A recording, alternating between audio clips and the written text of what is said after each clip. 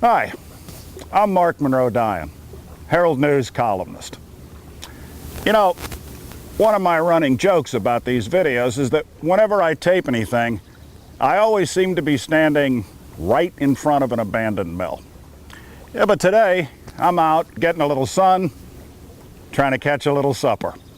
So far, I've got 2 beer cans and a tire, none of which I can eat. Anyway, here's what we're going to talk about today. You know, something just doesn't seem right. No, not at all. Hang on a sec.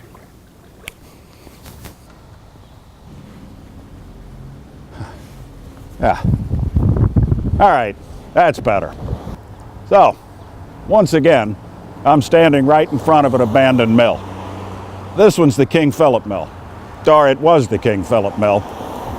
And you don't get much more abandoned than this. Now, there was a time when this was lit up from stem to stern, like an ocean liner. It may be lit up again too, but this time it won't be electricity. What's going on with the King Philip Mill? Well, let's recap.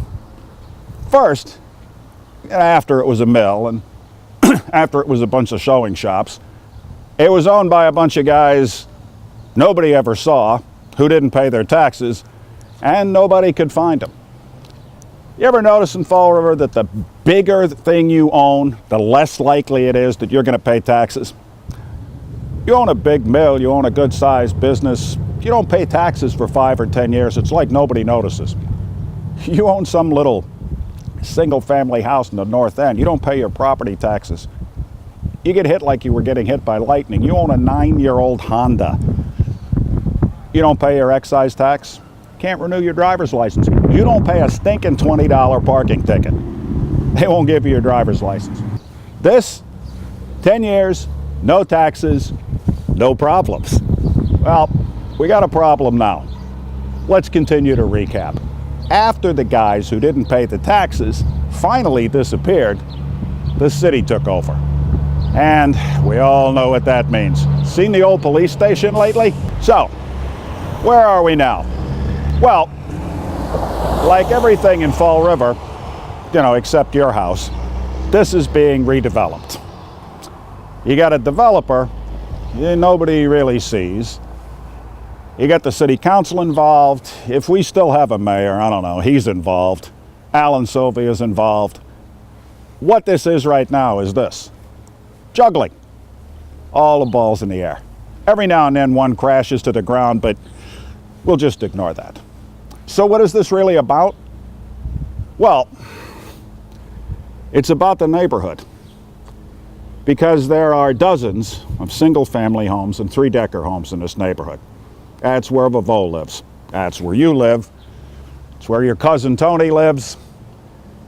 There are 10-year-old girls and 7-year-old boys and infants and pregnant women and dogs named Bear living all over this neighborhood. There was a small fire here a little while ago. That was just practice.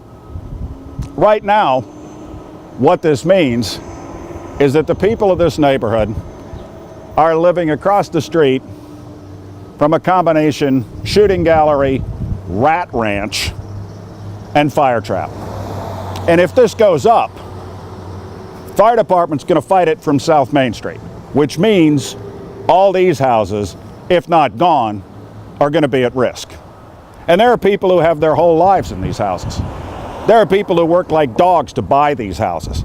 There are new houses in the neighborhood, which was the way neighborhoods got revitalized before the government decided it could fix every single thing in the world. People bought houses, they fixed them up. So that's what we're really talking about, is the neighborhood. My advice to the people who are involved in this, the politicians and the business people, work together. Swallow your egos, put your agendas in the trash, and get this done for the sake of the people in this neighborhood. Because if this mill goes up some night and somebody dies in this neighborhood, or if a firefighter dies, let me give you one other piece of advice. Don't you dare come to the funeral. Don't you dare.